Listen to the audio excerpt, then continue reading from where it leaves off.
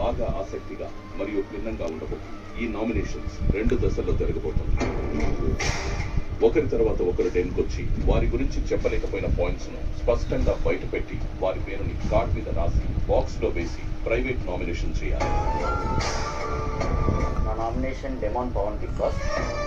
Contender అయిన తర్వాత ఎక్కడో వెంటనే గివప్ ఇచ్చేసాడు, వేరే వాళ్ళ కోసం ఆడాడు అని నాకు అనిపించింది. సుమన్ శెట్టి గారు అతను కాపాడుకోవడానికి మంచి ప్లేయర్ని తీసేయడం ఓకే, బట్ పాసిబిలిటీస్ అన్నీ పర్ఫెక్ట్గా చెప్పిన తర్వాత కూడా అతను మెజారిటీ వైపే ఉండడం అనేది నాకు నచ్చలేదు.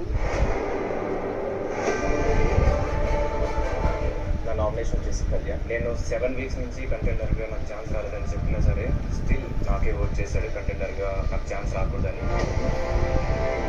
Big boss nomination Bharani garu. ఆయన నా వైపు నుంచుంటారని కోరుకున్నప్పుడు ఆయన లేరు. అది నా గేమ్ని ఎంతో కొంత నా మొరాల్ని ఎఫెక్ట్ చేసింది, నా గేమ్ని ఎఫెక్ట్ చేసింది.